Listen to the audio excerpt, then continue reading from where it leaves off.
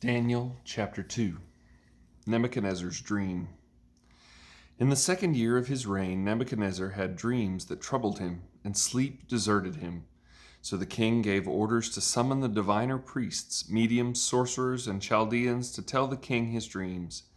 When they came and stood before the king, he said to them, "I have had a dream and am anxious to understand it." The Chaldeans spoke to the king, "May the king live forever. Tell your servants the dream, and we will give the interpretation."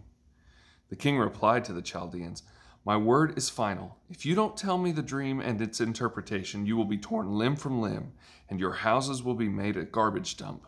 But if you make the dream and its interpretation known to me, you'll receive gifts, a reward, and great honor from me. So make the dream and its interpretation known to me." They answered a second time, "May the king tell the dream to his servants, and we will give the interpretation." The king replied, "I know for certain you are trying to gain some time because you see that my word is final. If you don't tell me the dream, there is one decree for you. You have conspired to tell me something false or fraudulent until the situation changes. So tell me the dream, and I will know you can give me its interpretation." The Chaldeans answered the king, "No one on earth can make known what the king requests. Consequently, no king, however great and powerful, has ever asked anything like this of any diviner, priest, medium, or Chaldean. What the king is asking is so difficult that no one can make it known to him except the gods, whose dwelling is not with mortals." Because of this, the king became violently angry and gave orders to destroy all the wise men of Babylon. The decree was issued that the wise men were to be executed, and they searched for Daniel and his friends to execute them. Then Daniel responded with tact and discretion to Arioch, the commander of the king's guard, who had gone out to execute the wise men of Babylon.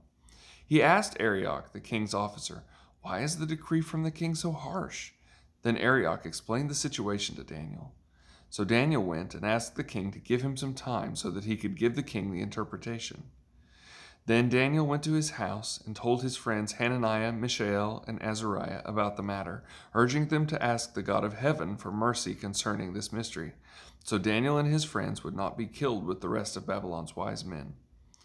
The mystery was then revealed to Daniel in a vision at night, and Daniel praised the God of heaven and declared, May the name of God be praised forever and ever, for wisdom and power belong to him. He changes the times and seasons. He removes kings and establishes kings. He gives wisdom to the wise and knowledge to those who have understanding. He reveals the deep and hidden things. He knows what is in the darkness, and light dwells with him.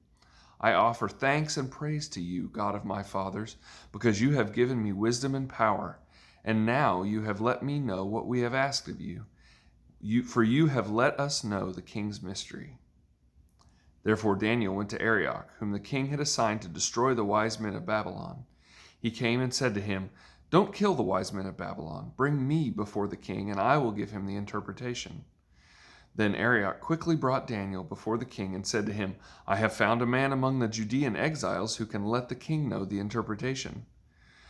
The king said in reply to Daniel, whose name was Belteshazzar, "Are you able to tell me the dream I had and its interpretation?" Daniel answered the king, "No wise man, medium, diviner, priest, or astrologer is able to make known to the king the mystery he asked about.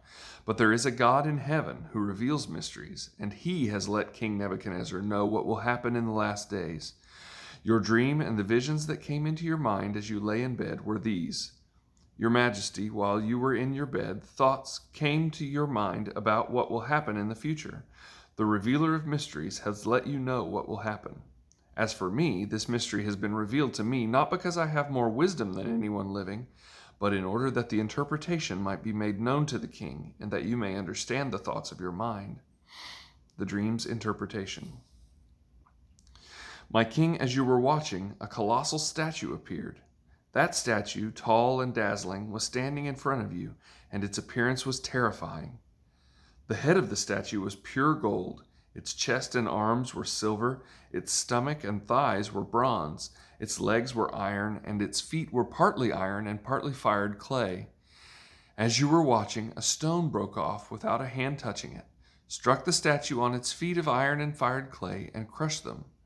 Then the iron, the fired clay, the bronze, the silver, and the gold were shattered and became like chaff from the summer threshing floors. The wind carried them away, and not a trace of them could be found. But the stone that struck the statue became a great mountain and filled the whole earth. This was the dream. Now we will tell the king its interpretation. Your Majesty, you are King of Kings. The God of heaven has given you sovereignty, power, strength, and glory. Wherever people live, or wild animals, or birds of the air, he has handed them over to you and made you ruler over them all. You are the head of gold. After you there will arise another kingdom, inferior to yours, and then another, a third kingdom of bronze, which will rule the whole earth. A fourth kingdom will be as strong as iron, for iron crushes and shatters everything, and like iron that smashes, it will crush and smash all the others. You saw the feet and toes, partly of potter's fired clay and partly of iron. It will be a divided kingdom, though some of the strength of iron will be in it. You saw the iron mixed with clay, and that the toes of the feet were partly iron and partly fired clay. Part of the kingdom will be strong, and part will be brittle. You saw the iron mixed with clay. The peoples will mix with one another, but will not hold together, just as iron does not mix with fired clay. In the days of those kings, the God of heaven will set up a kingdom that will never be destroyed, and this kingdom will not be left to another people. It will crush all these kingdoms and bring them to an end, but will itself endure forever. You saw a stone break off from the mountain without a hand touching it, and it crushed the iron, bronze, fired clay, silver, and gold. The great God has told the king what will happen in the future. The dream is true, and its interpretation certain. Nebuchadnezzar's response. Then King Nebuchadnezzar fell down, paid homage to Daniel, and gave orders to present an offering and incense to him. The king said to Daniel, "Your God is indeed God of gods, Lord of kings, and a revealer of mysteries, since you were able to reveal this mystery." Then the king promoted Daniel and gave him many generous gifts.